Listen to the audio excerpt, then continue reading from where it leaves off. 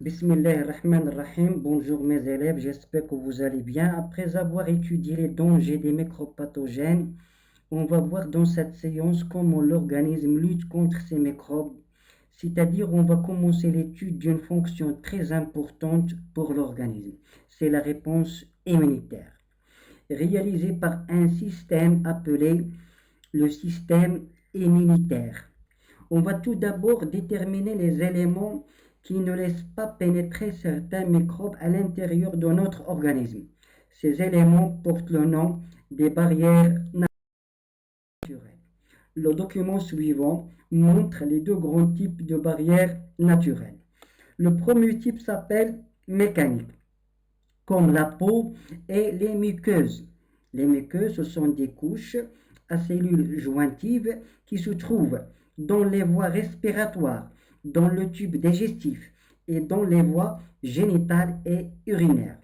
Ces barrières mécaniques sont renforcées par des barrières chimiques sous forme de substances qui se trouvent dans les larmes, le mucus nasal, la salive, la sueur, le suc gastrique et les sécrétions génitales.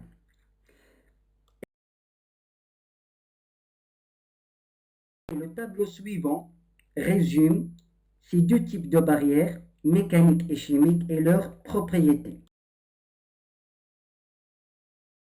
Mais, malgré l'existence de ces barrières, les microbes pathogènes parviennent à pénétrer de différentes manières. On prend comme exemple le cas d'une blessure. Vous voyez, d'après le document suivant, les microbes pénètrent et provoquent une réaction inflammatoire.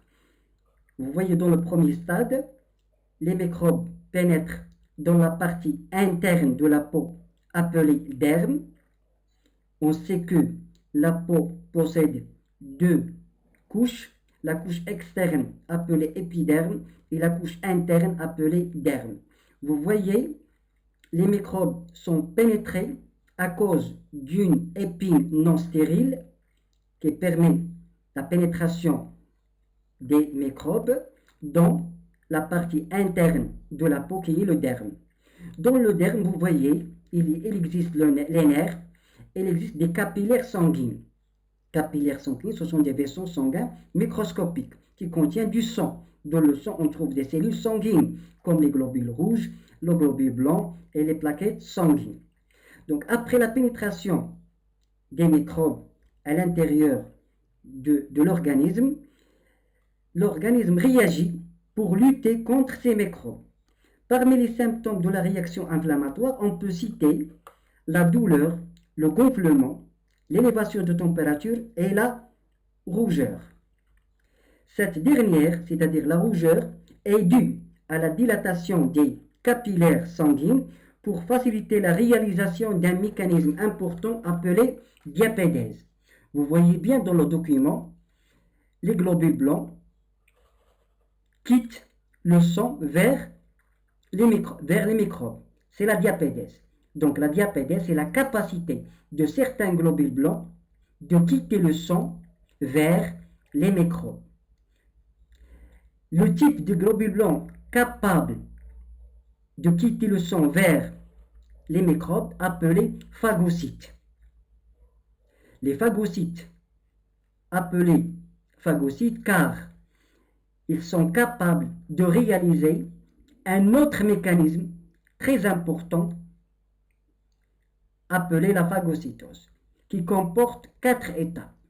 Et le document suivant résume les 4 étapes de la phagocytose. La première étape appelée adhésion, on peut l'appeler également fixation.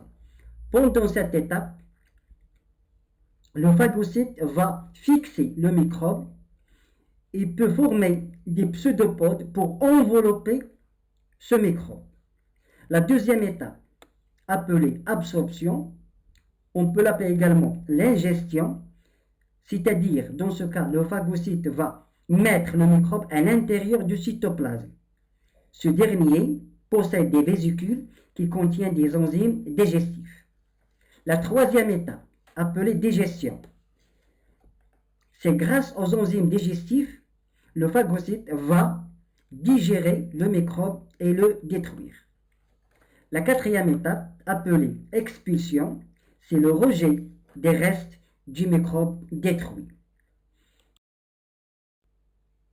Ce sont les étapes de la phagocytose. Une remarque, la réaction inflammatoire a deux mécanismes, déjà cités, la diapédèse et la phagocytose. La phagocytose est donc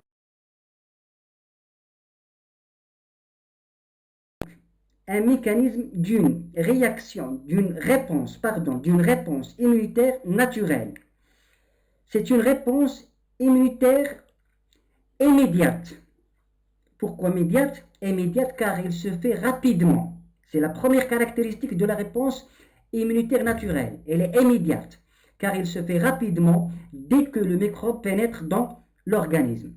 La deuxième caractéristique, elle est non spécifique car elle est dirigée contre toutes sortes de microbes. Mais